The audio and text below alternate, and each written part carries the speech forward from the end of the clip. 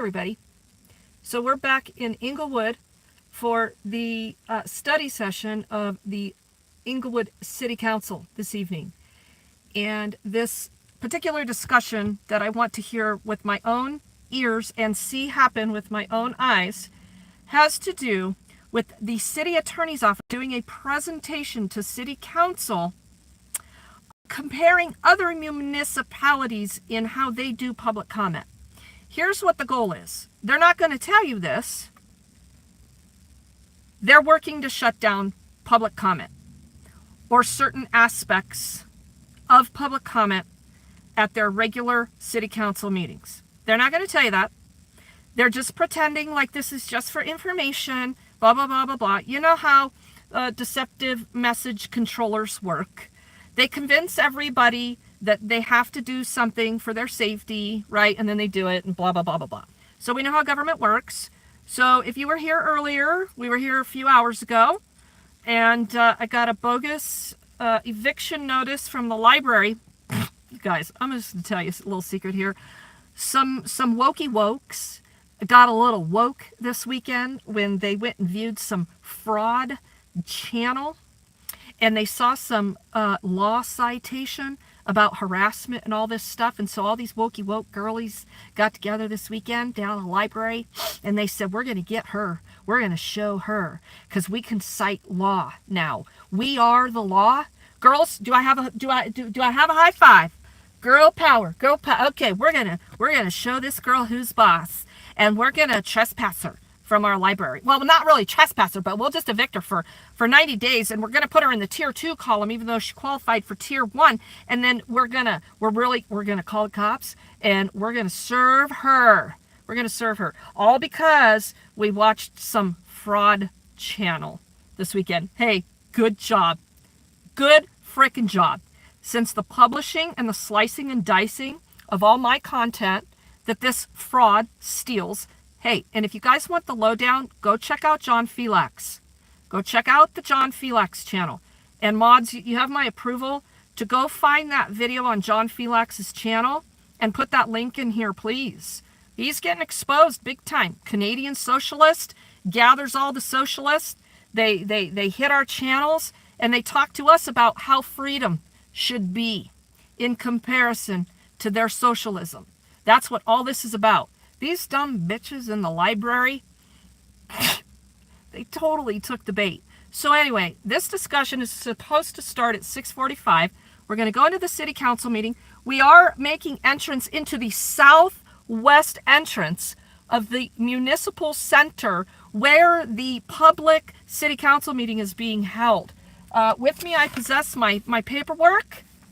Apparently, the facilities manager has told me that I cannot, well, has told security, from what I understand, that I cannot access the south end of this door or building, but I can use the bathrooms, but I can't be by the stairs, and the stairs are by the bathroom. I mean, anything can go tonight, right, in Englewood.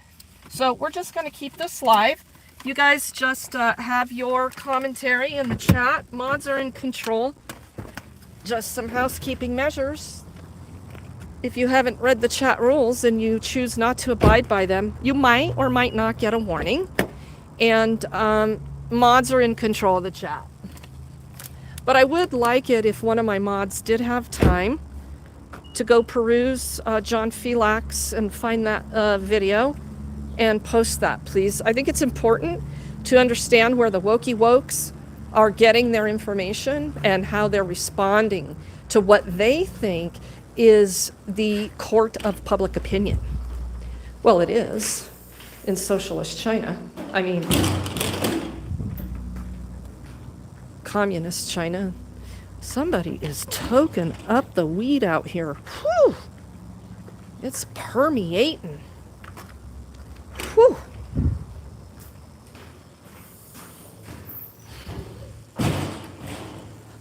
Hello. So, mind you, we're going into the city council meeting where you don't have to go through security for a study session, but you have to go through security for a regular city council meeting. It's really quite odd. So we're gonna go observe this public meeting and see how it's going. Oh, we do have Englewood PD here this evening. I see him sitting in there right now. Here we go.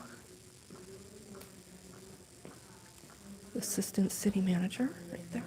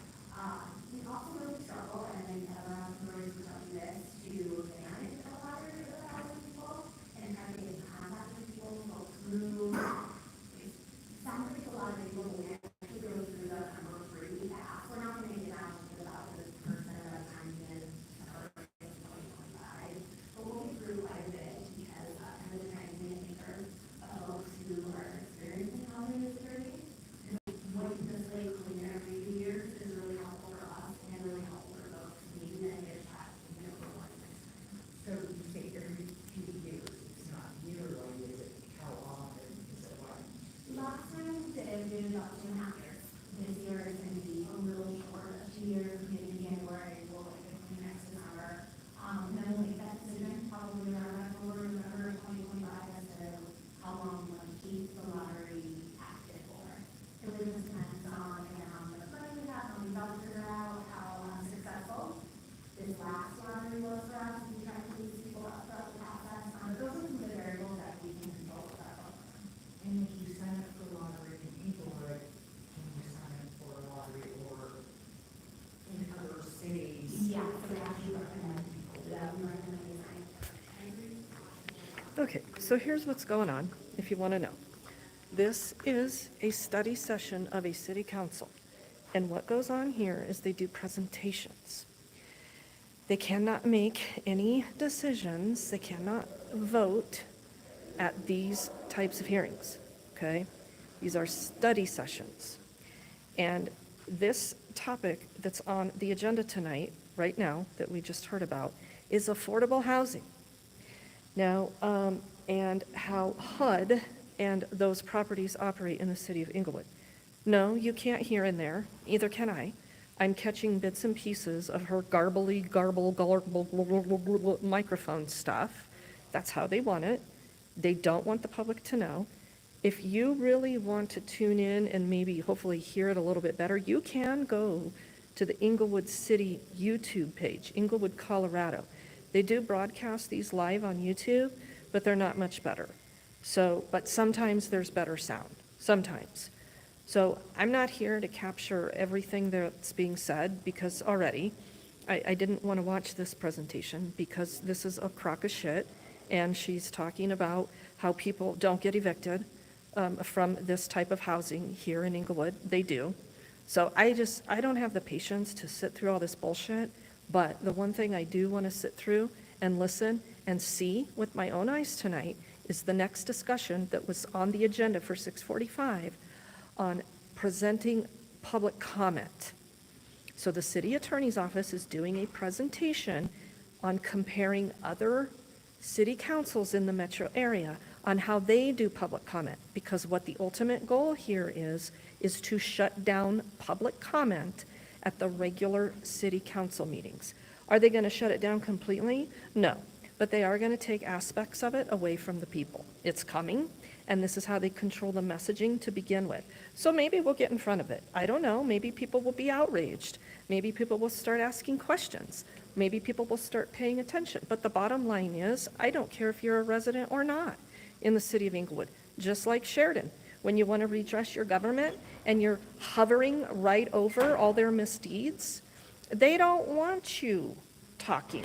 Why do you think they're trying to ban me from the library? Why do you think they turned around and charged that guy with a crime who the cops had beaten the shit out of after I started going public? This is how government works, people. So if you are not paying attention to your local government, you should be, okay? Do I think city council is going to get anything done productively that's in the best interests of the citizens and transparency? No, I don't. Because the majority of this city council hates homeless people. Let me make that clear. Okay? And they hate transparency. They've allowed their police department unfettered access to beat the shit out of people, not ask any questions about why they're charging $1,200 to release body cam footage. I mean, the problem's just, they snowball, right? So the next topic is supposed to be this presentation and discussion on public comment. And they're not there.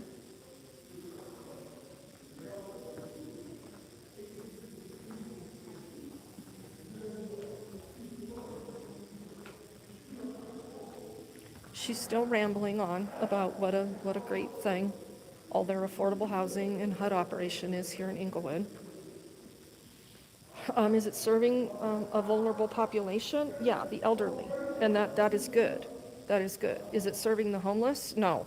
Why? Because they don't have wraparound services. They don't have case management. They don't have the things they need to keep people housed. So yes, people are getting evicted. And she's in here saying, oh, no, that's not happening. See, I don't have the patience. I don't want to hear the lies. I just don't give a shit. It's just about exposing the bullshit. So that's where I'm at with that. So did anybody have a chance? When I started this stream, I said, I talked about the wokey wokes down in the library and how they got in tune and took the bait from a fraud channel this past weekend. They took it hard. They took it super hard and cited law. They're charging me. The librarian is charging me with state charges of harassment and evicting me from the library. And the cops came to help her do that today, but then they split because they kind of knew what was going on, but then they kind of didn't. And now all of a sudden we got an Englewood cop here tonight, and it turns out that I'm going to need an escort after this 4 days. So this eviction notice they gave me, takes effect in 4 days because I have 4 days to appeal it. I always need a lawyer. Thank you, Bokomo. Thank you very much. I want you guys, if this is boring to you, if you don't want to watch this, I want you to go watch that link that Bokomo just put in here. John Felix is exposing the fraud that has a problem with freedom in America as a socialist Canadian. And these wokey wokes down in the library got together this weekend. They went to girls' club. They went and, went to story time and said, we're going to show Regan what's up. The next time she comes in that library, we have authority to cite her with state charges and evict her from the library. And they did it today. I have paperwork with me. So yeah, it's totally amazing. So if you want to see all that paperwork and all of that went down, you can go watch that too. That was my last live stream posted, okay? And so that's why this channel is just fantastic for documenting history, wouldn't you say? Pink Camera Magic, how you doing, lady? Good to see you in here. Let's see if they're on the right topic. Oh, they are. Here we go. Let's go.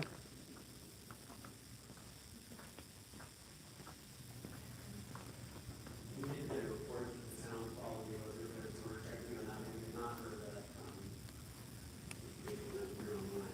Can't hear a thing, but we'll hang out. Check.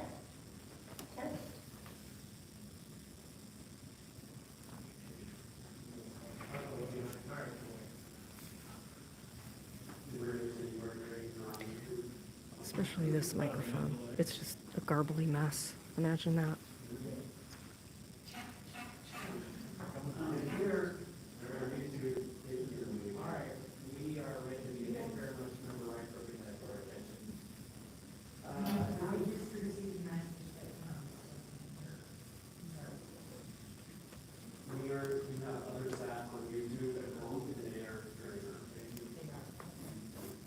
We're not hearing it in here.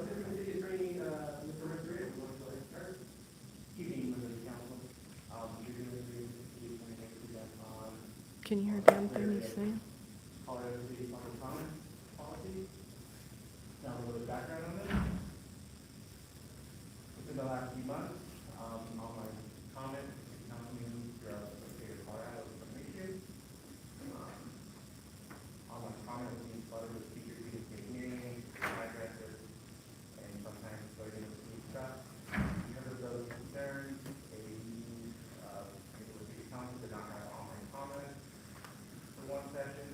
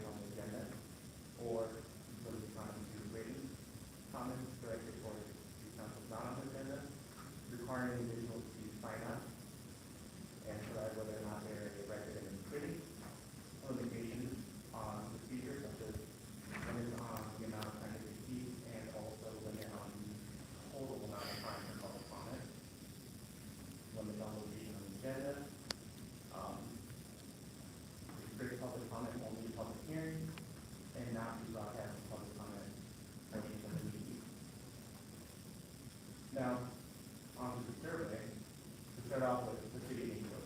Englewood limits public comment to 5 minutes for people who pre-register and 3 minutes for those who don't. Not Facebook, There is no YouTube. limit on the time limitation for a total amount of public comment.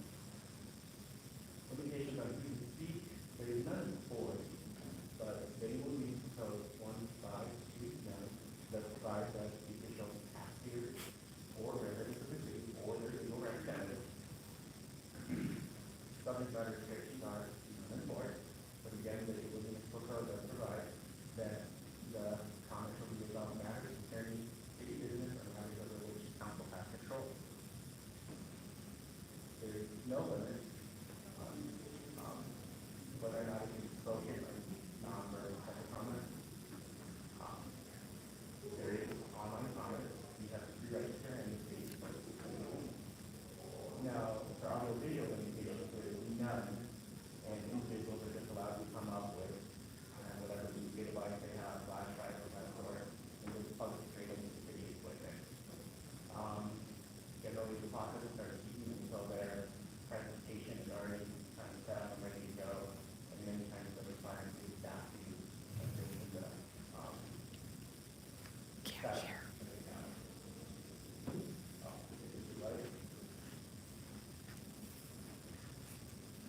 Cities that aren't legal today. City of Edgewater. Edgewater allows for 3 minutes of general comment, with the majority of the council to vote to authorize an extension. There is no limit to the amount of public comment time. Limitation on who can speak, there is none, but speakers are required to speak whether or not they are residents of the city. There is no limitation on the budget of the city guests. There is no limit on the, whether or not there is a spoken comment or not. So, They're doing it on purpose. present some sort of non-spoken commentary at a time. Online comment is allowed. There are no rules regarding audio-visual limitations. There are no other elements of regulations that are limited or request. The city of Denver. Denver generally allows 3 minutes of confirmation, 10 or shorter, given their circumstances. Time limitations for all of the comments is 30 minutes. Limitations on who can speak. The city of Denver has a rule where if you spoke in the last 90 days, it will put your name at the bottom of the list. Again, subject matter limitations are limited to any city matter, except for legislative matters, which may only be at a public hearing for that matter. There is no rule to address whether or not it is limited to spoken comment. Online comment is allowed. No audio video presentation are permitted, and the city may generally not yield their time to others. City authority, generally limited to 3 minutes. Total limit for public comment is 1 hour. There is no limitation on who can speak. Subject matter restrictions are anything except matters that are at the public hearing and must be heard. There is a public hearing. It's not, there's no limit on whether or not it's limited to spoken comment. Online comment is permitted, and for audio video limitations, presentations must be limited for a part of the meeting, except the mayor can make an exception in their discretion and give an assurance by the person or legal buyers from whatever they find to come back to the business.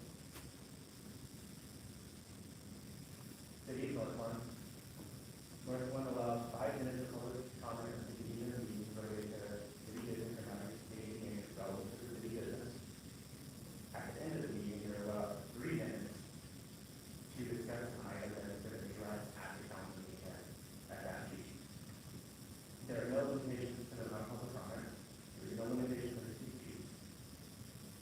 There is no regulation limited to spoken comment, and email that are sent to the people that are right to the record at the meeting. Online comment is allowed.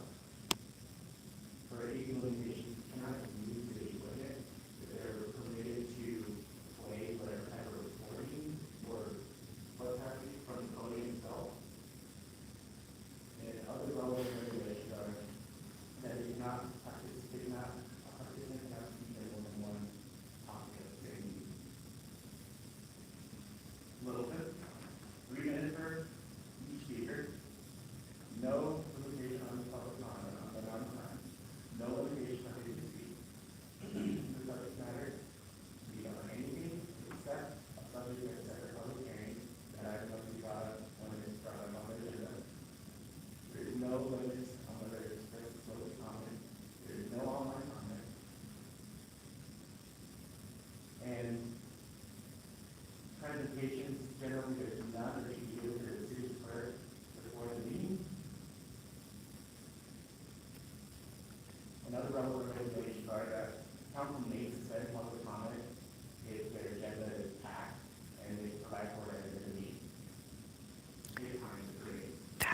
exactly what it is, DJ. Limit is 3 minutes per speaker, 15 minutes per group, which is start to next. Total amount for public comment is 15 minutes, but mayor council may extend. Limitation of the speech are none, but provides that residents or taxpayers in the city or the legal representatives similar to the Englewood. There are no subject matter restrictions or any matter of city business or matter of city council has control over. It's not limited to public comment. There is no online comment, and the limitation of participation must be submitted to first. Prior Yeah, their Facebook page is the City of Englewood. testimony may be ruled out of order, group presenting should have one designated representative. City of Sheridan. Sheridan recently changed their. Sheridan. Last couple of weeks, we were advised that they changed their policy. So this is the Northwest State policy, which is limited to 2 minutes per speaker. Total time for public comment is 20 minutes. There's no limitation to speech. There's no subject matter restrictions. And there's no limit on spoken comment, and there's always comments read to the record. There's no online comment. AD limitations is we were advised that it's just never bring products, so they never dealt with it. And then other regulations, public comment in the meeting, and the time cannot be shared with others. Assistant City Attorney, Rodriguez, do you mind if I just stop you there? 'Cause I know that a lot of cities have very similar regulations, and I know we have other, you did a lot of research on this, so I think if you offer the packet, I'm just wondering if you just open up the questions on what is the packet. Yeah, not an issue, but I could just bring in some highlights again. Yeah, here's some words you want to highlight, that's fine. So before calling, they generally took 3 minutes. There's no limitation on public comment now, but that is something that the city attorney does provide if they're wanting to change, so 1 hour at the beginning of the meeting and 15 minutes at the end of the meeting. For any limitations, items must be presented to the clerk and equal to city equipment. Nothing is really to speak of for the city monitors calling for our request. Bloomfield has a time limitation if there's a large group for public comment, there's 90-minute limit, where basically the first one is 3 minutes, 15, 25 speakers get 2 minutes, and then the speaker after that takes 1 minute, so they reach half of 90 minutes. Bloomfield residents are being Friday for public comment. And then for Aurora, they do have a limit of 1 hour for public comment. There's a limit of 3 minutes. And even though they don't allow online comment, they still use it to call in line. And for Castle Rock also has a limitation of 2 speech, given residents priority, followed by non-residents representing Castle Rock businesses. Then after that, non-residents and businesses outside of the town of the speech. They're generally limited to 30 minutes at the beginning of the meeting, 30 minutes at the end of the meeting. And AD presentations had to be submitted to the clerk's office for review, and the clerk's office could deny presentation.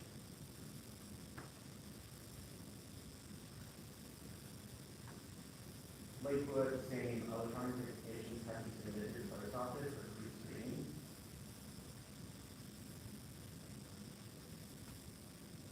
And for Wheat Ridge, it was everyone in Wheat Ridge is allowed to speak. There's no limit on public comment, so they really have spoken word.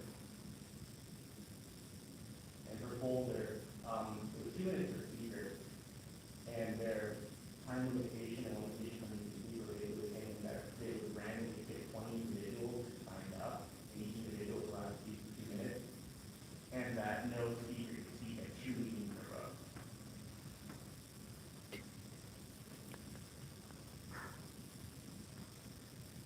And Longmont also gave priority to Longmont residents and city employees first, then everyone else can speak at the end of the week for general public comment. All right, any questions?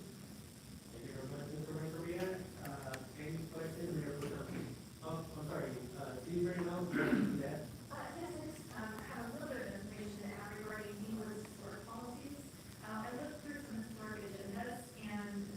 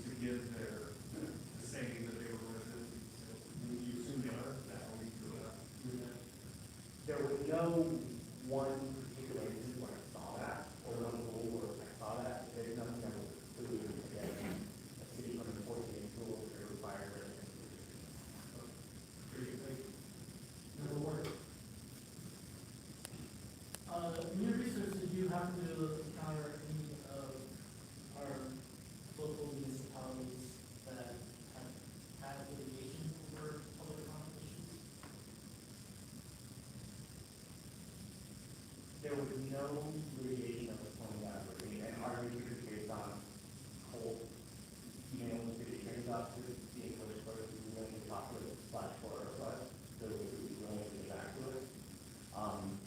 But I did, for Tom particularly, indicate that it would need to change their, public comment policy to kind of make sure that 1 hour limit. There are a couple of things that I see here that are of concern to me. I'll just note that in the course of my duties for my day job, I did quite a bit of research on public comment, recently, for one of our clients. And, the first is, the requirement to restrict what you talk about to any specific topic. Matters related to city business, general, non-general. The second is the question over giving any type of priority to the person based on who they are, whether they're a resident of the city or not a resident of the city. And I guess that also brings up the third, which would be sort of a potential public speech challenge regarding the statement of where you live, whether you live in the city, out of the city, or a requirement to verify such. I'm wondering if any of your research indicates whether or not those standards would pass the constitutional muster and how. Yes, Councilman Ford. So, resident research hasn't upheld in federal court. I can't remember one of Colorado, it was Florida, here, and it probably was another one on the United Family, Rhode Island, where resident research were brought up to federal courts upheld those positions. And so, member Anderson's question, I would think that would be something that we would enforce by requiring pre-registration. So, we might not require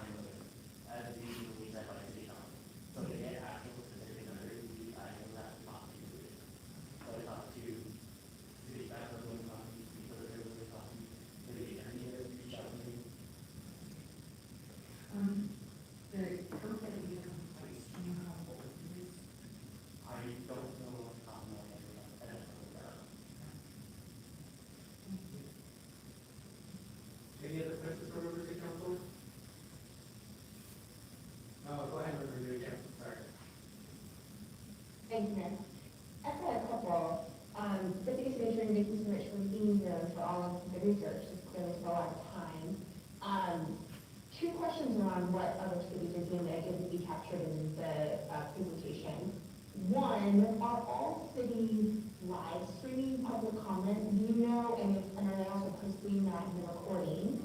And then two, around the residency requirement, do you know if any cities who are using it a pre-registration where you have to enter your address and then have to verify? Or do all cities also allow you to sign up on the night? Do you have questions to either of those, or interest in either of those? This will be the first question. The city attorney's office in Montreal specifically told me they stopped live streaming because they ran the numbers and no one was watching. So they decided that if no one was watching, they were not going to be resource. As to your second question, This is rich. I've watched some city council meetings in the moment on Mama, and the people in Mama were kind of just like, this is where I go, this is my name. But I did get to nuts and bolts of pretty other cities that are trying to declare that they're residents, how that's done, declaring themselves as residents when they are speaking and introduce themselves, or just sort of pre-registration, because it's something like that. Thank you.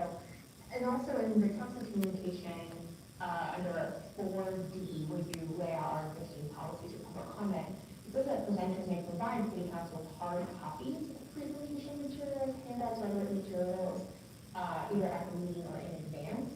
Does that actually mean that we have maybe outside of our policies that we're also allowing audiovisual communications, and it's not in our policies? It's not a policy, because we kind of thought about it, that's not unusual. A lot of cities didn't have any regarding audio visuals in their policies, and a lot of it was whether or not it was around or not. That in North London was hard, you know, they're looking at that absolutely never. There's other cities like Fort Collins, where essentially like, yeah, it needs to be able to work with whatever we have. And there, we're going to go back to the material. There was one city where essentially they would recommend anyone, they would recommend that you show up ahead of time for help setting up the presentation, because you setting up the presentation counted towards the time. So technical difficulty, not being able to get it to run, that was all counted towards the time.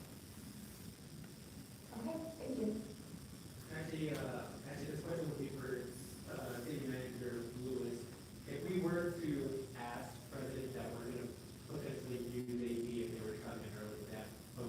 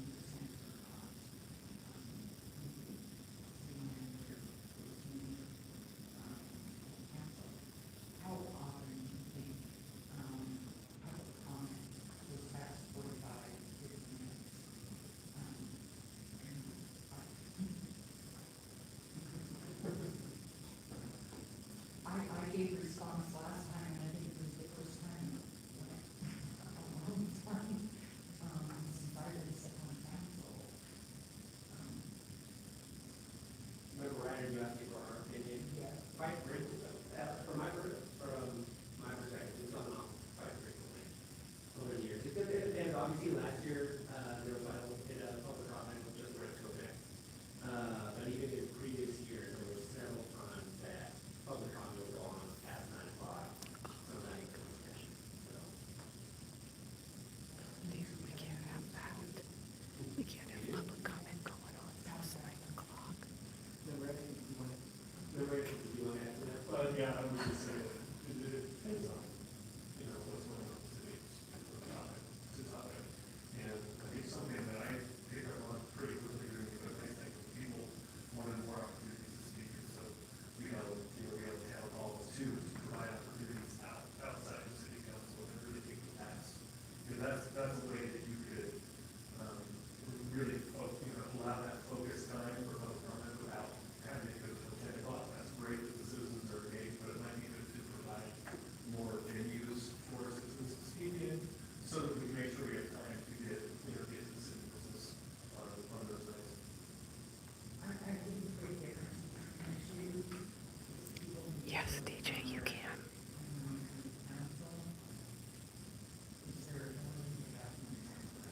The city attorney is pushing this. And this is her staff giving the presentation. Thank you. So why is this on the agenda at this time? Is it part of our looking at city policies, or is this public comment on here for a different reason? Member Russell, I'm not sure,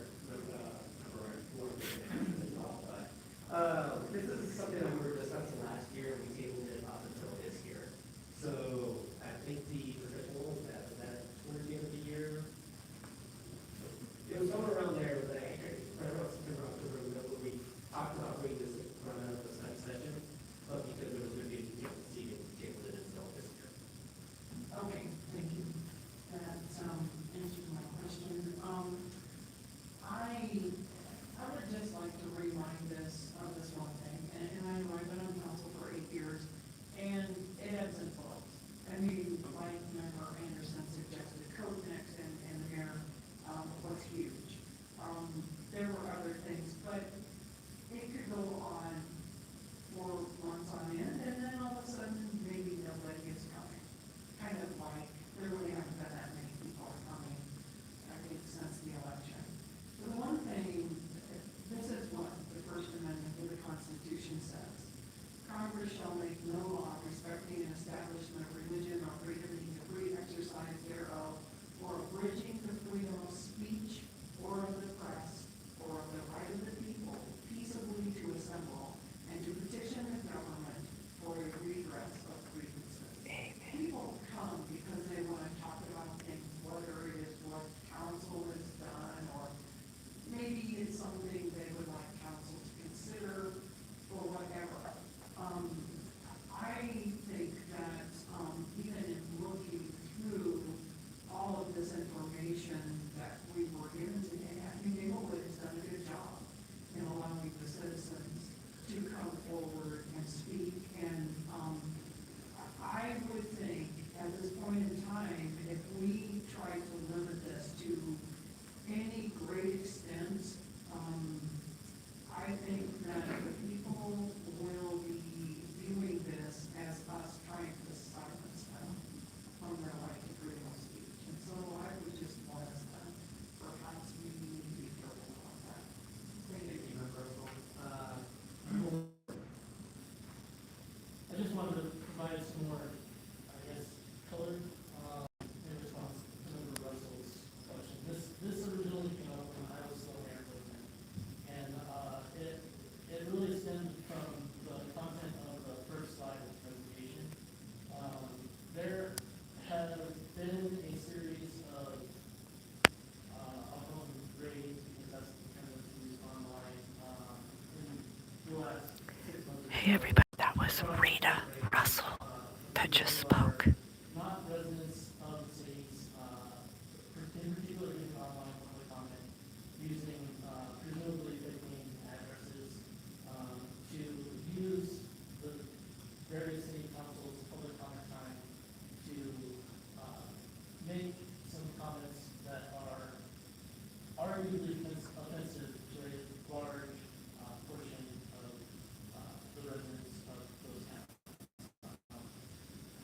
example that's come up, primarily in, anti-Semitic, speech.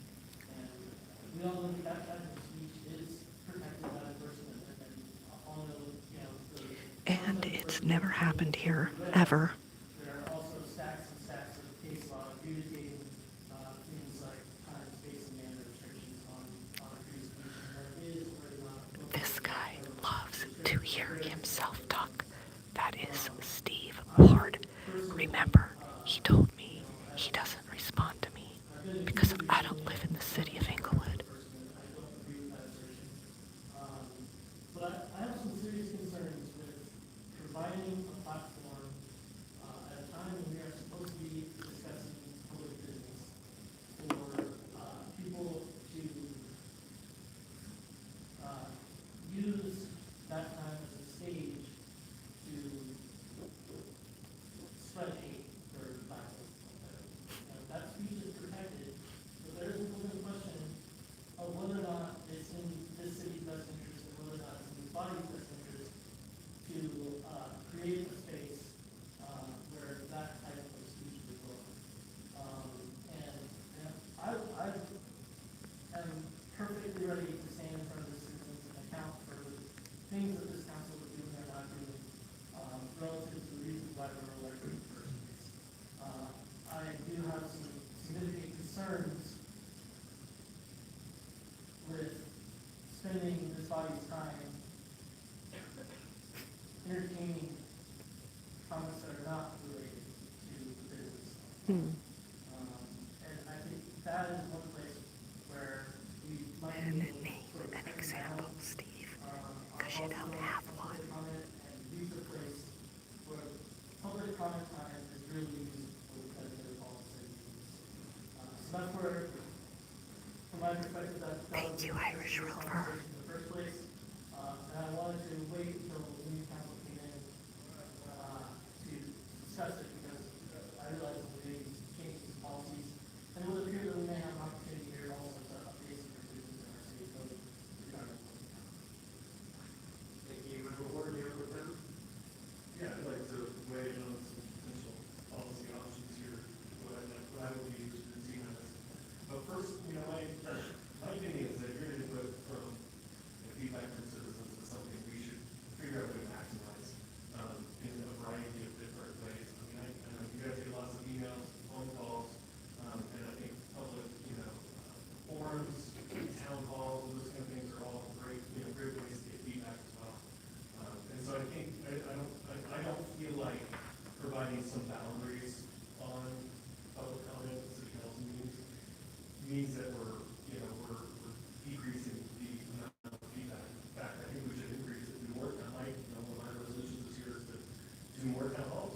I held one, I want another one, another couple months, make sure we get lots of But no public comment. in those kind of venues. You Go can to Joe ask more Anderson's time, town hall, more, so we can get you to more vote for it.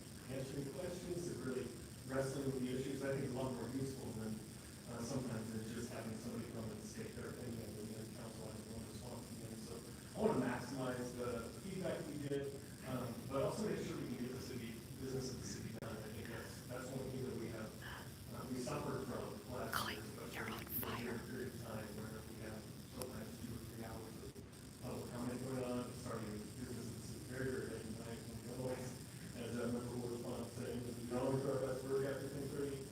So putting some boundaries on that, and also making sure that people who do come feel like they get a chance to speak. I know I had one constituent show up at a meeting last year, and he signed up on the list, but then realized it wasn't going to be a long time until they got to business. And then furthermore, he was just intimidated by the number of people and the way they were speaking in the room and didn't feel comfortable doing it. So providing some boundaries actually opens it up for people like that to get their chance to have input in kind of the same, taken with the same weight as other people who feel around the government. I think the other thing that happens with public comment, we tend to hear from the same people over and over again. It's great that they come out, but I want to make sure we're providing venues for other people to come, make sure we're not giving, you tend to take into account the things you hear the most often. And so if we have one person come out for week after week after week, they get kind of a special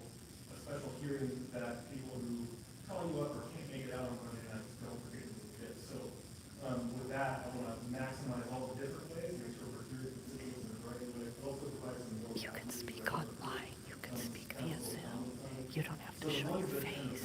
You can send an email. You can do all kinds of things, Joe. Overall, If you're not comfortable. about, looking at different times, 30 minutes seems like a reasonable time to Oh, he loves the idea of limiting public comment to 30 minutes.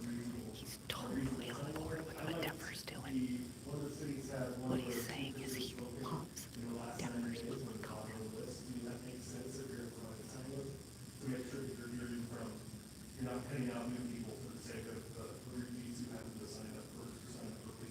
And then I think we should reduce the overall limit to 3 minutes for each speaker. I think 3 minutes is proven to be a good time to do it. You're going to take a lot of comments and people can definitely get there. If you prepare well, then you can get what you want to say in 3 minutes. When I came to speak on public comment before I was on council, I would often sign up for unscheduled public Let's see, comments. how long has he been talking now? Maybe you were Something like 5 minutes. to say what I need to say. So I think that's a good time limit.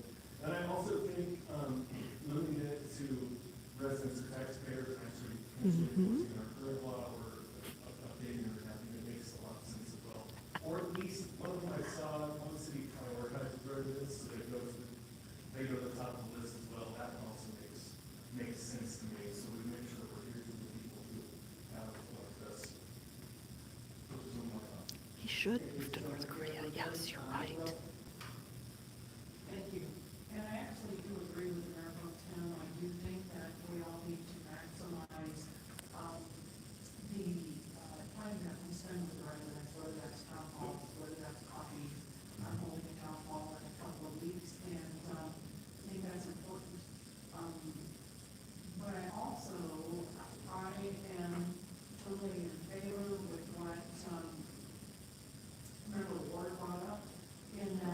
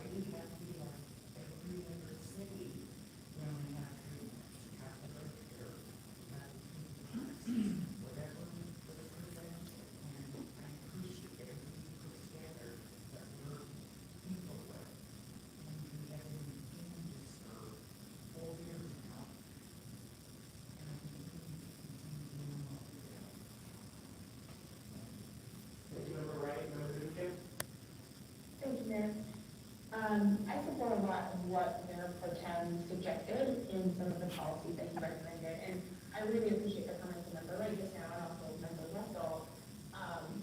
But I have a slightly different perspective. One is that, Member Russell said it's not broke, don't fix it. It's a little broken, in my opinion. It's not badly broken, obviously, we're here in the public, and I know that's an important part of what we do here. But, I think that the culture sometimes during public comment that's really ineffective and does not lead to good decision making and does not ensure that all of our citizens feel comfortable coming to city council. And to the last point, I want more public comment, not less. And I want to hear from more people in our community. Right now, I feel like we're hearing from one segment of our community, and I don't know. She just agreed with Joe Anderson saying that he wants public comment limited to 30 minutes. They are not able to come and participate in public comment because of the culture that Oh, she needs feelings police. to monopolize public comment or the ability to come over and over and over again. And for the length and how it feels inaccessible. I've also heard from community members who do not want to come and be on camera during that time. They feel uncomfortable getting to tell them some of the conversations coming in their face on camera. So I want our meetings to be more accessible and more welcoming to the public, but I do think that our leader has seen it as good and they will set us up for success. So in addition to agreeing with some of the boundaries that Member Anderson recommended, I would like to also consider two additional policy changes. One is not televising or visually showing faces during the public comment of citizens.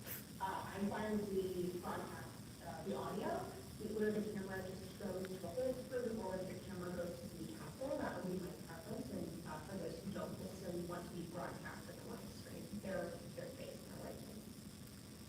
Two is I would restrict the use of audio-visual presentation. I don't think it's necessary. I think that those who want to show us a presentation can email that to us. They can give us a hard copy. But I think that it contributes to some of the challenges that we have in public comment, where it takes a lot of time, sensationalizes it in a way that I don't think is producing the discourse that we want in those meetings and using time for everyone to share their opinions. And I also think that we have some other security concerns that we've spoken about as well, spoken about in the past as well. So those are the two additions I would like to see. And I think, there's a 30-minute count or a 45-minute count. The city has a 45-minute count for many, many years. And it was not uncomfortable and not was changed, but I would support going back to that. And my big thing too is if we're going to limit it to residents, I would say residents, not taxpayers, which I once discussed earlier, is that it has to be enforceable. Right now, we're having, people come and refuse to give their address. There's no way for us to hear that they're a resident, and we don't need to enforce that policy as it is. So I would love to see a recommendation from staff on how we would enforce this as well. Thank you, Member Newcamp, Member Ward. There's a lot here. I've been taking notes as my fellow council members have been discussing this. One of the questions I have for the city attorney's office is, legally, are we able to distinguish rules for in-person public comment versus rules for online?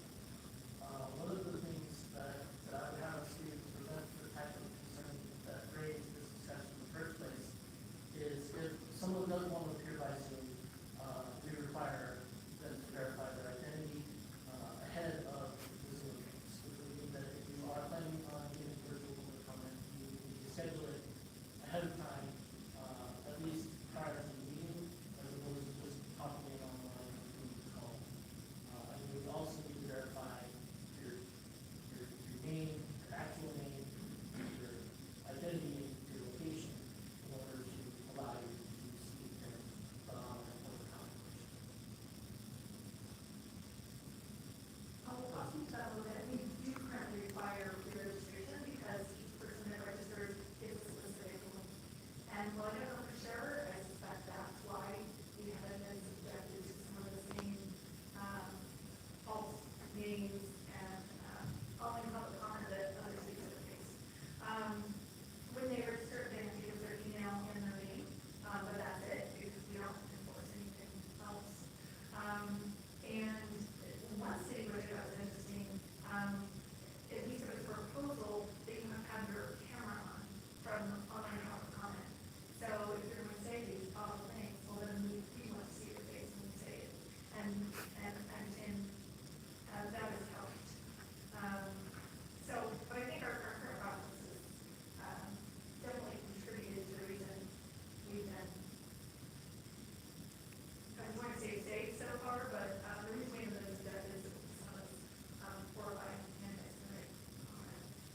have people online during unscheduled, so we don't apply the same cutoff to that that we do for scheduled.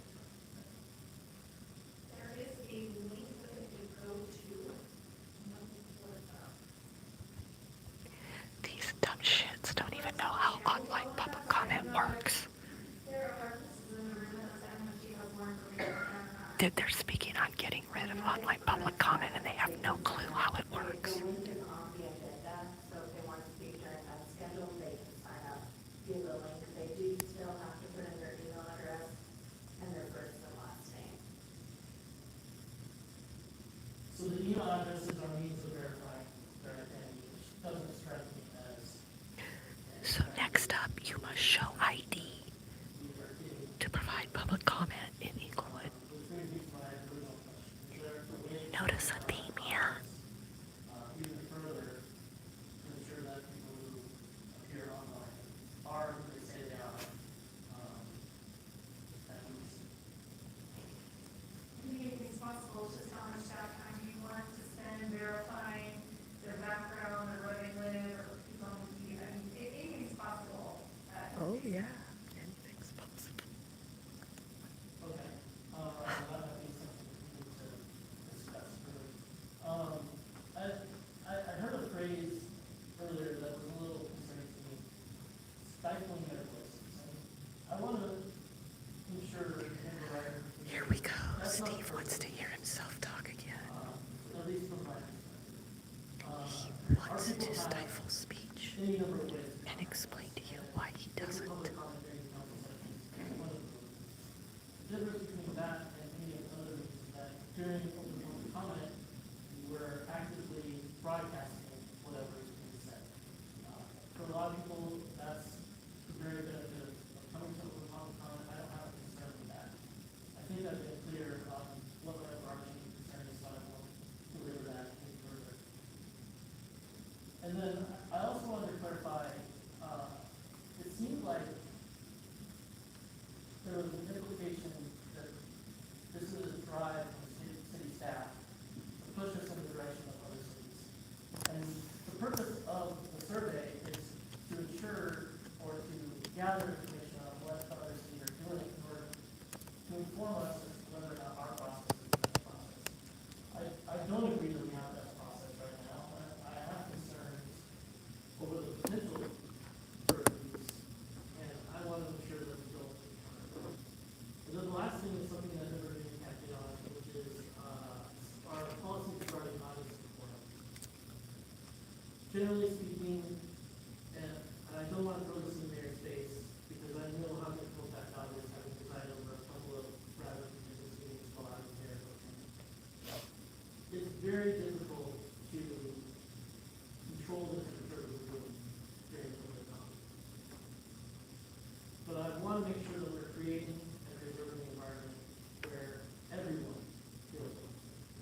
And if that means that we need to restrict applause, we need to restrict cheering, we need to clamp down a little more on the enforcement of those things, that's something that I support. We have the duty to the residents of the city to preserve the dignity of the environment that we're having. And I want to make sure that everyone feels welcome. He's over there rambling about needing to shut down applause and all this stuff going on at the meetings. I would certainly feel more comfortable in an environment where I was in the audience telling my council that I was not happy with what they were doing, and I was surrounded by a bunch of other people who were expressing their disagreement in a number of ways. But if I was on the other side of that discussion, I would be much less comfortable coming and speaking. And often when we're dealing with contentious issues, we're dealing with Shelly's been in the house all night, in case anybody hasn't noticed. Go, Shelly. all feel welcome in council chambers. And I'm not sure that we're capturing that right now. That's very concerning. Thank you, Member Ward, you have the floor. Thank you, Mayor. I want to respond a little bit to Member Mike earlier, and actually push the concepts a little bit further. And it sounds good to say that I'm willing to stay here all night, if that's what it takes to make sure this is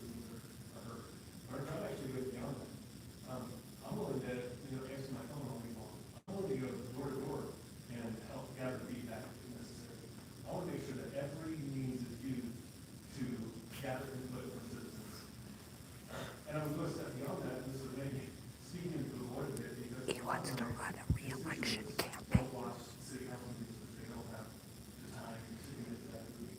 They may have strong opinions on stuff, but they're raising families, they're working 2 jobs, and they are never going to show up on Monday night, and they are not going to listen to most of the meetings.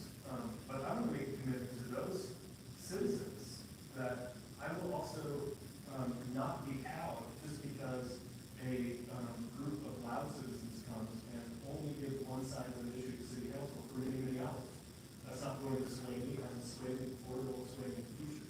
So if we're going to commit, and let's commit to citizens and make it let's go, but let's really get out on the streets because the vast majority, and this has been proved time and time again, the vast majority of citizens don't have the time and energy or effort to show up here. And the people who do show up don't particularly represent the majority of citizens. Outcomes of the previous elections, I think, demonstrated that quite readily. And so that's not to say that I'm not so super willing to hear people, but I want to go beyond when we show up on Monday night. I want to go way beyond that, make sure we are really gathering input from citizens, and we are making sure that we are not allowing public comment on Monday nights to play an outsized role in figuring out what the desires of our constituents actually are. Thank you so much, Mayor Pro Tem. I'll weigh in here. I think we should probably get directed to staff here now that we asked quite a bit of questions and should be answered. 15 minutes over. So actually, just to first to Member Ward's point, I think we do have to set it up. I think it's a very difficult issue being in the, being the presiding officer of a meeting where trying to figure out what constitutes the level of comment puts the line. What is that line? And I always have a difficult time. There's sometimes where it says either your cough or something you make a statement or a laugh. That level, that's something that I struggle with when I'm trying to manage the agenda, the crowd, the next person coming to speak. All of that is very difficult. So, but I do need the support of members of the council in order to make sure that we are following the reform rules. But I do think that sometimes there is a gray line that I'm just not sure if what the intent was to sort of mean. So saying that, I do want to see, I agree with everything that's been said so far in terms of trying to make the public comment a better environment for all. I would like to see us go back to a time limit that we had for many years. I don't believe that we were following, I know for sure we were following the 45-minute time limit up to 2020. So would like to see us go back to a 45-minute time limit. I do like the idea of limiting public comment or prioritizing public comment to those that haven't spoken in 90 days. Move those that have spoken over the last 90 days to the end of public comment, as long as they did it with that 45-minute schedule. The overall time limit of 3 minutes, I would be in favor of. I don't want to put a burden on staff or any future councils that are trying to figure out whether or not they're a taxpayer, a resident, so I don't want to see that type of requirement. I just would prefer to just leave it to the last 90 days and just prioritize people that haven't spoken recently. It's an interesting idea that Member Denise brought up about not visualizing faces. One of the issues that I have with online public comment, I was going to make the point that city attorney made as well, is that if we are going to allow online public comment, that we have to have a face, and it has to be their face, it has to be moving with their voice. I don't want them to put up a picture of their face and say that, hey, you just said you need to see my face, and then just try to sidestep it with just going outside of what the true intent was. But remember, if you're saying that people will be more comfortable speaking in public by not visualizing their face, I don't know about that. I'm wondering if there's unforeseen consequence to that, but it will make people more comfortable to show up. Maybe in favor that I haven't considered it up to the point they brought up. The restrict audio and visual, I would be in favor of that, but if we're not willing to go that far, the moment that the presiding officer states the name of the person and asks them to state their name or their address, that's when the time starts. Once that concludes, have the time starts there and then they start.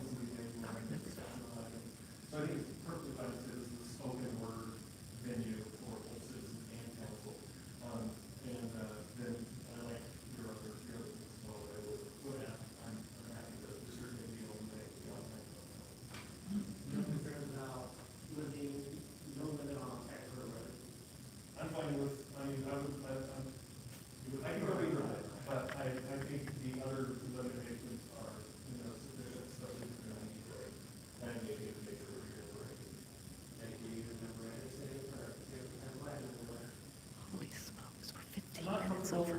Talk about wasting people's time. Maybe 10 minutes, 45 minutes. I would suggest a compromise position, potentially as a trial, something more along the lines of 90 minutes. I think that gives adequate time for our residents to be heard, the majority of our residents to be heard. I'll be honest, public comment is not always a comfortable time for me. I'm done listening to this dumbass. Let's go. View it as a necessary part of the job. Regarding Okay, I've heard all I need to hear. So, let's do a recap on that. That was much like today. Holy smokes. Okay, so Chelsea's dressed in a jail outfit. She's the one on the screen in there that can't be here tonight. But they want to eliminate online public comment because they don't like technology. Rita said some great stuff. Kim Wright said some great stuff. Joe Anderson wants to run public comment time like Denver does. Bottom line, that's what they're shooting for. I had a feeling that was the one they were going to pick. So what they were doing was presenting how all the other cities run their public comment. And lo and behold, they love Denver's the best. That's what they're shooting for. So this is how Denver does public comment. I said online. The city council public comment. Denver City Council meets every Monday. Their meetings start at 3:30, just like Kim Wright said. She did some homework herself because she obviously figured out that they were going to shoot for trying to limit public comment like Denver does. So they start their meeting at 3:30 in the afternoon, and then they take a break right around 5-ish. And that's when public comment starts. Okay? So they're not even in an official meeting. They haven't even commenced into their regular city council meeting. They start at 3:30-ish study session time, essentially is what goes on in Denver. And then they go into regular session. But before that, they do public comment time from 5 to 5:30. Doesn't matter who you are. I know how public comment works in Denver. Trust me, I know it like the back of my hand. It doesn't matter who you are or where you live. They don't confirm who you are or where you're from when you go to sign up, okay? You could be John Smith one Monday, and the next Monday you could be Karen Smith, okay? If John Smith signed up last Monday and John Smith comes back the next Monday as Karen Smith, he's going to talk. See, this is why what they're doing is so stupid and tyrannical, because it's unenforceable. The bottom line is we see it going on all over the country. They hate hearing from the residents, the citizens, the public, period, unless it's their agenda. Then they're fine with it, right? You may or may not have heard that. It's funny how I could hear the mayor clear as day, all the way from the back of the room, but I couldn't hear the guy, the attorney guy right in front of me with the head, with the mouth on the back of his head, talking. Couldn't hear a word he was saying in that microphone. I think he was reading everything that was up on the audio visual, which, by the way, they don't want any more audio visual from the public. They want their own audio visuals, and they want to talk about wasting people's time, and they're 20 minutes over their agenda. So they don't give a fuck about people's time, but their own. And you heard Kim Wright say that she would sit there all night and listen to public comment, but she might change her mind in a year. Okay, you're either on for it or you're not.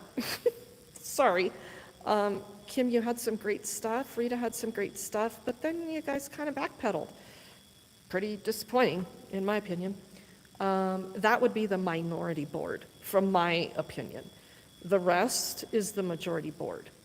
They hate the people. They hate public comment unless it's people up there praising them.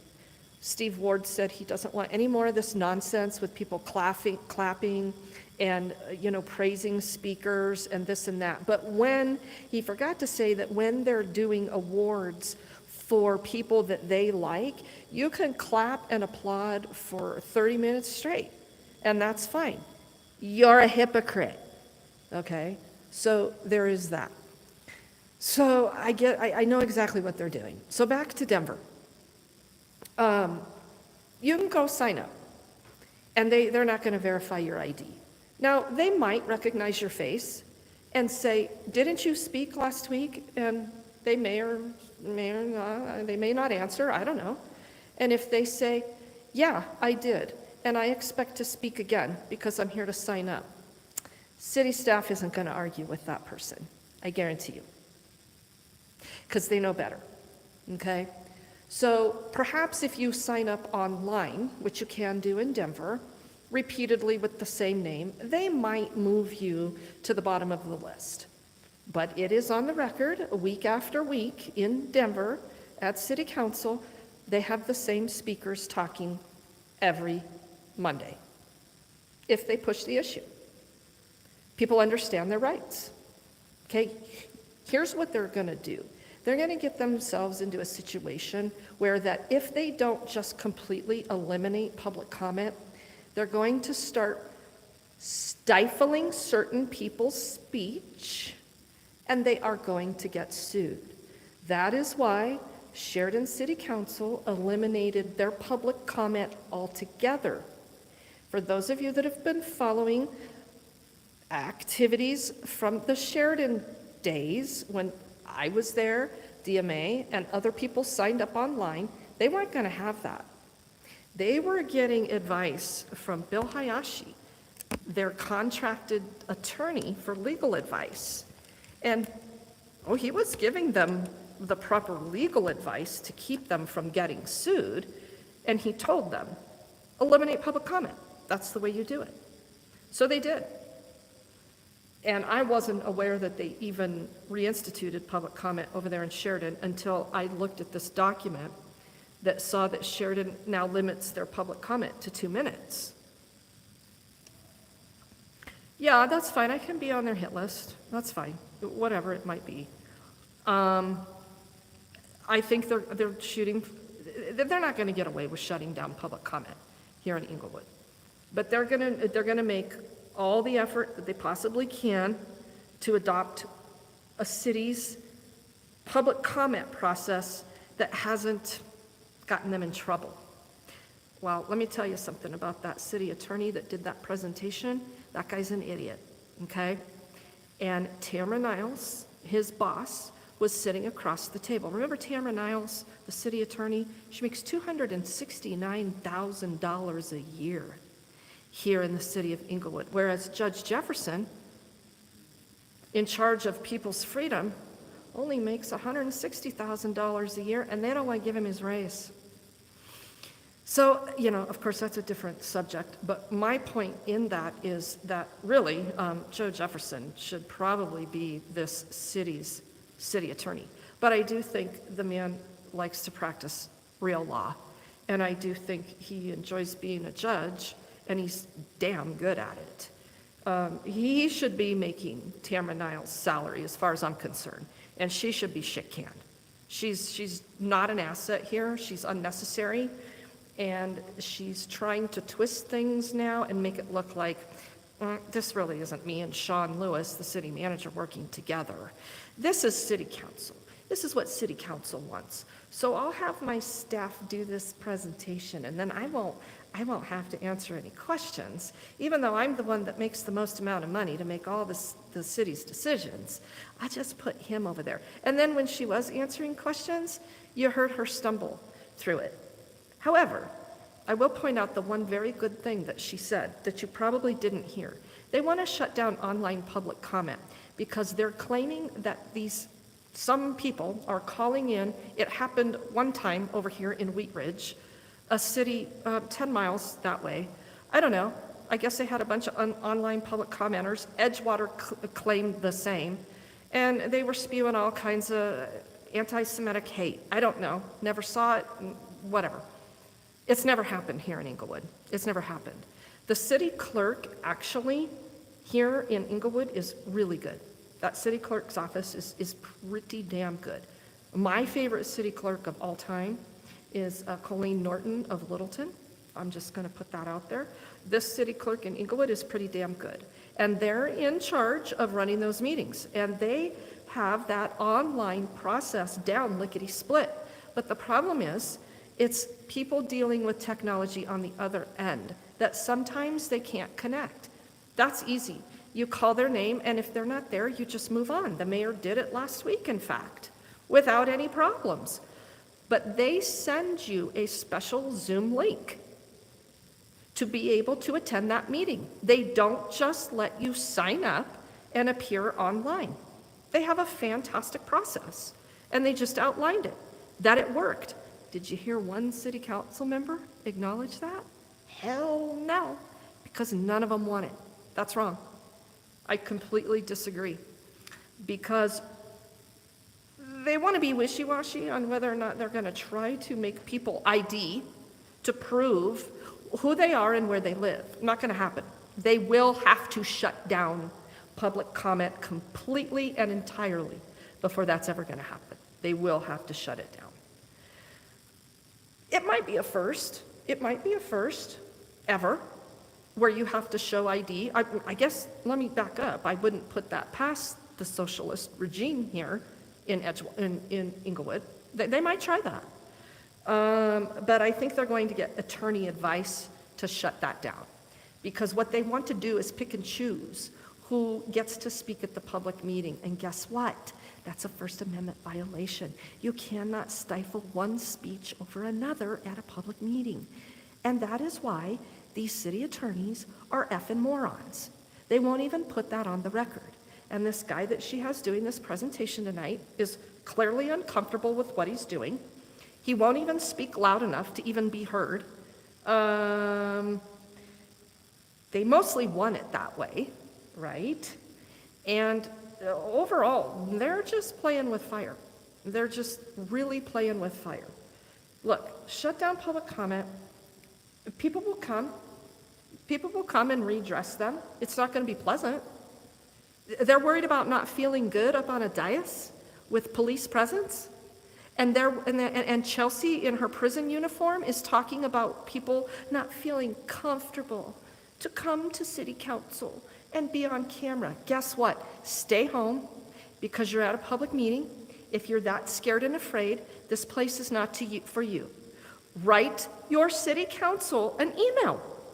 You have all kinds of ways to communicate with your city council. Now, they're not going to communicate back with you via email, but I guess that's your problem, right? I mean, deal with it. I don't know. They don't have to respond to the people. Once they're elected, they don't represent you. They give zero shits about you. You heard Joe Anderson say, oh yes, I want more public comment. I'd be willing to go door to door.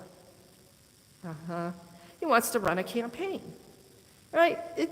They're so stupid. They're so stupidly obvious. It's unbelievable. So anyway, that's what I wanted to deal with tonight and watch this. We'll be addressing this eviction notice. I got evicted from the library today. Does anybody want to see that, or does everybody know what's going on? Does anybody want to look at that paperwork one more time? I mean, it just coincides with what they're doing here. I mean, they are just shutting this place down. I knew it would happen.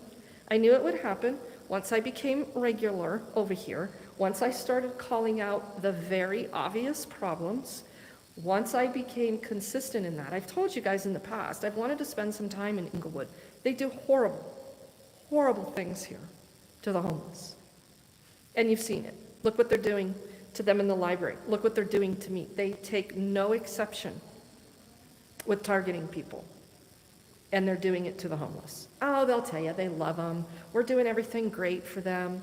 We invite them in our library. You know what? But you all got to sign in to use the bathroom because we're curbing drug use in the bathroom. Now, what you are a bunch of wokey wokes convincing yourselves over book club that you're making progress for humanity. And you're not. You're a bunch of friggin' tyrants. Virtue to society. What can be done to change this situation? Well, I know what can be done about it. It's called a revolution. Are the people going to revolt against this? and use their speech? No, they're not. So really, I guess the answer is nothing. Nothing can be done about this. Everybody should sit back and let it happen. I have said multiple times, I am all about implosion. I don't mind governments doing this. I can't stop it. I don't have any, look, I have no one behind me today. No one behind me here to help stop it. I don't know. Does it matter if I live here or not? Does it matter if I spend money here in Englewood or not? I mean, I'm gonna have to quit doing business over here entirely. Do you know how much money? And here's a plug. Here's a plug for Front Range Pharmacy in Englewood. Holy smokes, they are frickin' phenomenal. Guess what? I'm gonna have to tell them, I gotta quit doing business with you. And I can't bring in any more Medicaid money for you for the multitude of homeless people that I have you fill prescriptions for or help them do that. I'm sorry. Oh, you want to know why? City council. I want you to know this city council that tries to buy you as a business and put you in their little contest every year to make you business of the year where people can vote for you, they're the ones that determined I can no longer address them because I don't live in Englewood. So unfortunately, I can't do business with you anymore. Do you have a problem with that? See what they say. They may not. They may not want my business. And that's fine. That's called the free market. Because I'm going to go find me another dandier pharmacy. Because there are plenty of them. And that business is going to lose a shit ton of money. A shit ton. So that's one business. There's more. I got plenty more. We can go to Walmart. We'll write corporate Walmart. I have to shop at Walmart. It's cheap. I have to utilize every one of my donation dollars to the maximum potential. I have to shop at Walmart. Whether you like them or not, I don't care. That's not the point. But I'm going to have to quit shopping at this Englewood Walmart. I'll tell you that right now. That's going to come to an end. And that's some tax revenue. No, the Walmart's not going to care. You know, I mean, sometimes they're good to the homeless, sometimes they're not. They would prefer that city council shut that whole people show down of having undesirables in their store, right? So there's that. They might not care. I do a shit ton of business with Discount Tire over here in Englewood. Gonna have to quit doing that. Do a shit ton of business over at Santiago's in Englewood. I do a shit ton of business at Makayo Japanese. Oh my good, they got great food, but guess what? That's gonna come to a halt. Let's see, what else I got going on over here? Oh shit, Englewood Propane. Oh my Lanta, if you knew how much money I spent at Englewood Propane. Let's see, what else? Chuck E. Cheese is over here. I mean, there's plenty of ways to fix things. I don't know, does that answer your question? That's how I'm gonna fix things. I think the broader, better question is, how are you gonna fix things?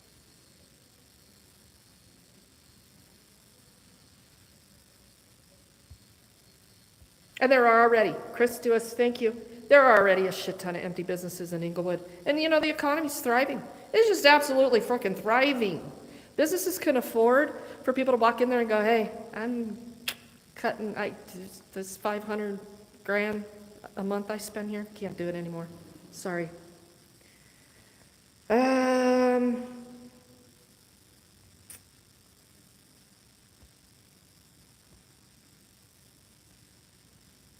So anyway, the people are afraid. Lois, thank you. They can't even come here and feel comfortable talking to city council because they might be on a camera. And that just doesn't make them feel very good because the culture of Englewood really sucks. And I can't get up there and not be on a camera. Uh-huh. You mean you can't get up there and be on the side of the majority city council without some pushback from other public commenters? Is that what you mean? Is that where your hurt feelings come from? Look, I don't give a shit what other public commenters say. I really don't. I come here with what I need to say, and it's said. So I don't have a problem showing my face. I'm not going to tell you where I live. You don't need to know where I live. That's a matter of my fucking safety. Get the fuck out of here. So screw you and this whole, you're going to tell us where you live thing. No, I'm not. You ever hear of the Fourth Amendment, fuckers? Okay, so anyway, I'm going to go. I don't want to spend my whole night here. They're already wasting my fucking time. They don't care about my time. Oh, excuse that profanity. So, if you didn't hear that, and you want to try to go hear that, you can go to their YouTube channel, Englewood, Colorado. They live stream these, and they don't want to do that anymore either. They want to get rid of that. No more of that. You can't watch these meetings live from afar. We can't have that level of transparency. Sometimes the sound is better on their YouTube channel. It's usually not. That's the problem with all of this. I can't hear shit. So I have to come here and see what I'm going to be able to absorb if I really want to try to absorb it. Sometimes I can go online and put headphones in and catch some of the things that I thought I heard that weren't heard right. It's a mess. Their audio is just a holy living mess. What I could start doing is ordering audio transcriptions. I don't know if the clerk's office is actually keeping that record anymore. They may not be since they're using YouTube, but we do have sunshine law that requires some of that, okay? So they're using YouTube as their audio recording, so I'm assuming they probably don't have any other audio recording. I've got court hearings again that I want to try to publish again, but I can't. The audio is absolutely, you can't even hear it. And the echo and the bouncing and the repeat of words, it's no good. And I paid for that. But luckily, I think the courts are going to redo that for me. Interestingly, the person that continues to do that for me in the courts, he was gone for a while. So they had to have the city IT staff download that for me. And it just didn't come through very good. Don't tell me these audio problems here aren't intentional, because they are. They are, and they want your feedback. Yeah, sure they do. And Englewood spent over $100,000 on audio-visual equipment. Chris would know, he lives in Englewood. And yeah, it's a bad place. Climate and culture, she got those words from me. Chelsea got those words from me, standing up there telling him, you got some serious climate and culture problems.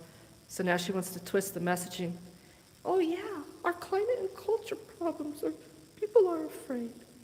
They can't come to city council because they're afraid. Yeah, sit and spin, Chelsea. All right, I'm out, you guys. You have a wonderful evening, and I'm gonna end this live stream as soon as I get out this door on the southwest entrance. We don't even have a south entrance over here. That shit that librarian wrote on there, she's a librarian. She's supposed to be educated in the English, in the command of the English language, and to be able to put it in print. And you should see the shit that bimbo put in writing. Oh my Lanta.